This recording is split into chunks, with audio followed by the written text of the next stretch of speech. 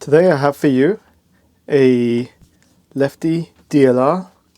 This is the first, I believe the first iteration of the Lefties. It's the same era as the ELOs, the electronic lockout ones, and it's pretty similar inside apart from some componentry at the top here. Now, this one is off the bike, obviously, and it's separated from the steerer section, but effectively, to remove it from the rest of the components, you have a rebound knob here, which is held in with a couple of O-rings, and it just comes out. And then you've got your lockout lever, which comes off. And then you have a ring that has, I think it's a 24mm, I can't remember exactly, nut width on it. So you can use a spanner or a wrench for that, but you can also use a pin spanner like the Park Tools one. So you can put it into the holes and undo it that way. Although you might get better leverage using a spanner on the flats if it's seized on for some reason. This one's already loosened because I've just popped this back on to show how it comes off. So those components would come off from there. Obviously you would take the air out of the fork before you actually went about taking this apart. But yeah, after that you've got a spacer, and then you've got a couple of other plastic components which interface with the damper inside. So those components are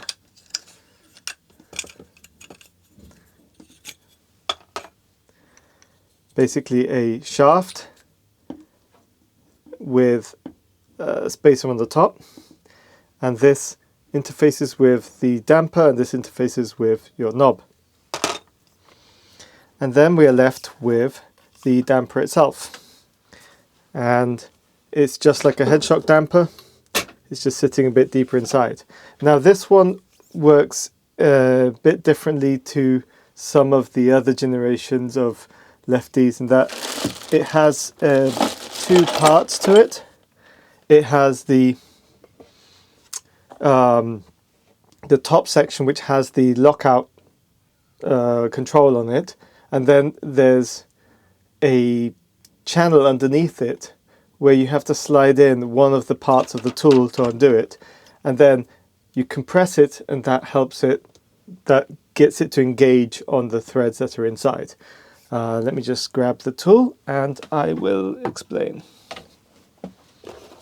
Okay, so this, I'm kind of going backwards in order, but it's the easiest way to explain it. This is the damper, and this is what's called the kidney, sort of kidney shaped.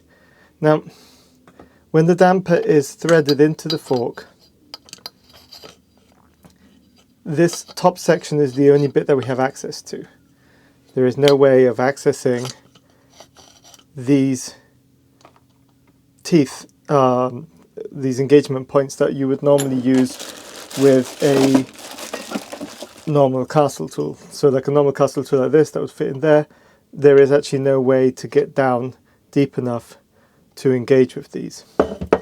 This kidney slides onto this top cap, and then you compress the fork, which effectively lines up the kidney teeth with the damper. At that point, you would use the top section, which has teeth which engage on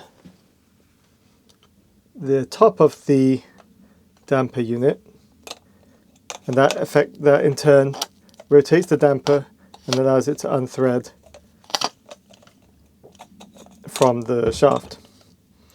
So I'm just going to thread this back in, and complete the operation.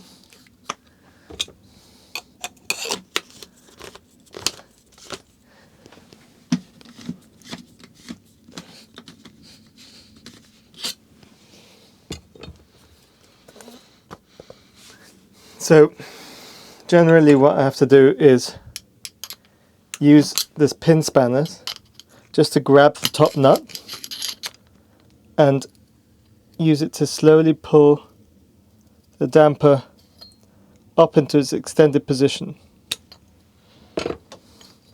Once it's up in this extended position, obviously that would not be in there. These are pieces of foam are normally in here. They would be popped out. You would slide the kidney in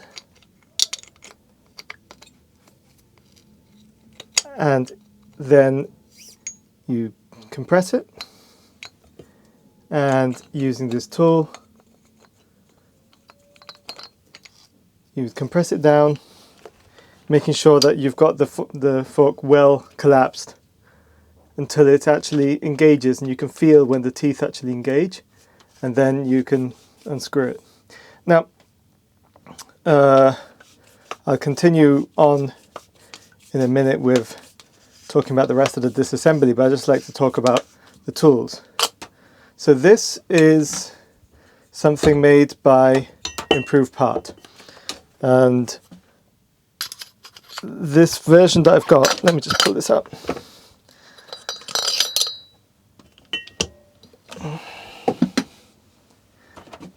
Basically this is a prototype of the upper tool for taking apart this Lefty DLR. It generally just comes with holes on both sides. I added this nut, which I drilled through and put a bolt into. Not a nut, sorry, socket. What I did have to do is recut these teeth because they were bending with some very, very rusty Lefty that I was recovering.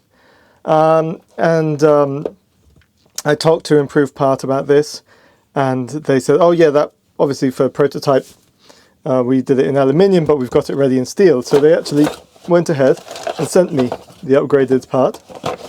So here it is. This is the version in steel, and it's a slightly thinner wall but much stronger, and up here it's got a nice thickness to it. So I will probably have to find a different socket to fit into there, but I'll probably just find a different socket which I can then drill through, because it's quite useful to be able to attach the tool to it. Otherwise you would just pass an Allen key or something like that through it to get a good turning. Anyways, so again I inserted this as far as it would go in so that it would mesh with the top, and then this would allow me to unscrew this. So now this is out, I can remove the kidney, and here I have the full Lefty damper. So what I'm actually working on today is the bearings. You can actually hear they're locking up. There's something a bit wrong with this. It's not happy. So I need to take it apart. I've already loosened up the bottom, and I actually already removed this ring, but basically to deal with removing this ring you need to compress it all the way down to here so that you can then push in these races. So the races effectively compress. Not as much there, but when they're down here they will. But there's something getting a bit jammed up and not letting me move it properly. It's not very happy with me right now. And anyways, I'm going to have to get that apart, but it looks like something is getting caught.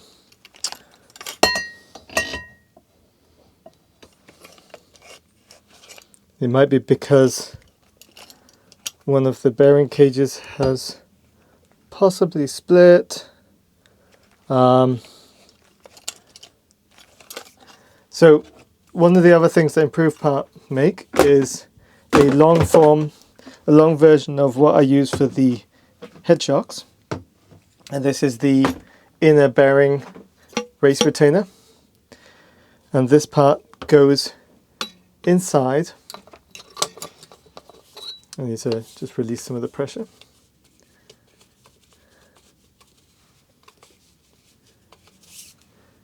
This goes inside here, and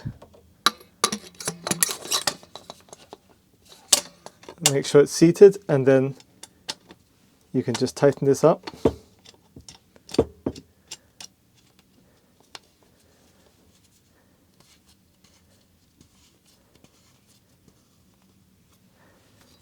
And that's nice and tight, and that will stop the inner bearings from moving. And then we still have the rest of the components that I use for the head shock. So there's the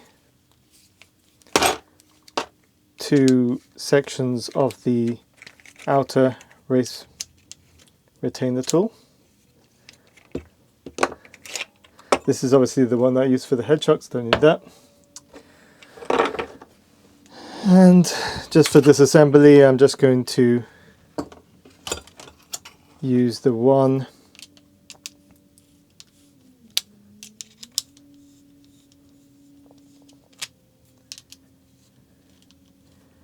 so if you don't really care about the order in which the bearings are, you don't really need to do this. But if you don't want things flying around all over the room, it can be useful. It certainly makes sure that I'm not losing things, and my shed isn't always the tidiest.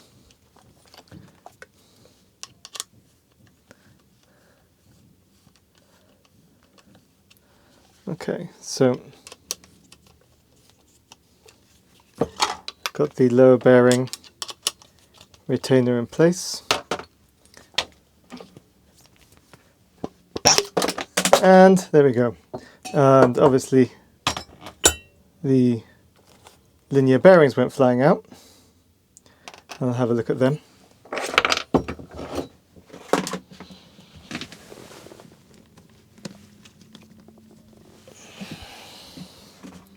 Actually, the linear bearings look fine.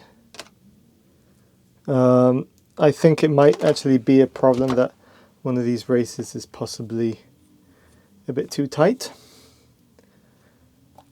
So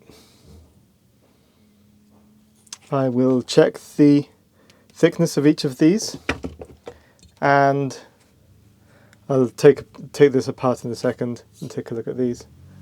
Just going to undo the retainer.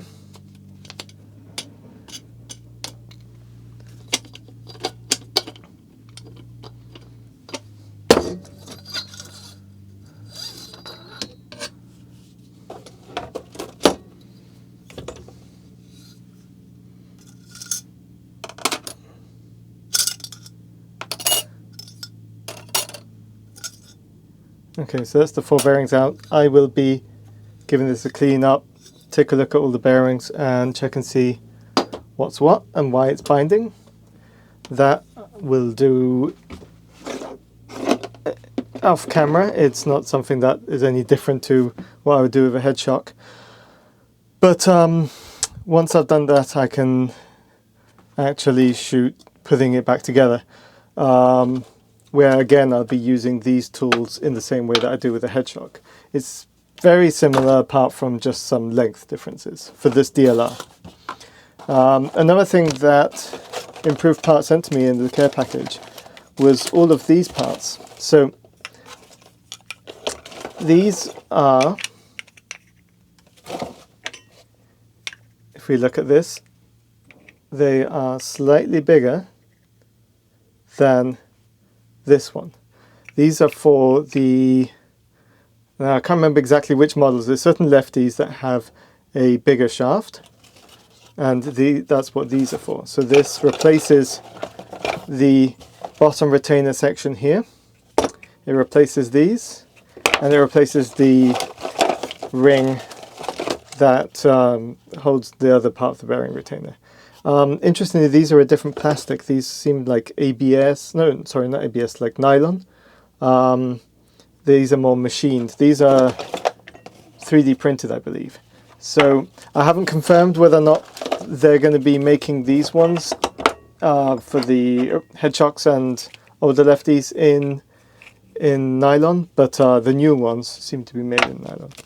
I also got sent a few different bearing cages. So these are the new shorter bearing cages for some of the lefties, and they seem nice and compliant. That's pretty good. They're pretty, they don't feel fragile. I'll be testing those out when I need to, when I get around to a lefty that has those on it. But yeah, thank you very much to Improved Part for sending those out. I will certainly be using this on 2 or 3 lefties that I've got right now, which need a good bit of tightening and loosening sometimes. And I'm going to go ahead and look at the bearings and see what's what. In terms of the rebuild of the damper, I can go into that later on. It's not rocket science, it's pretty much the same as all the other dampers.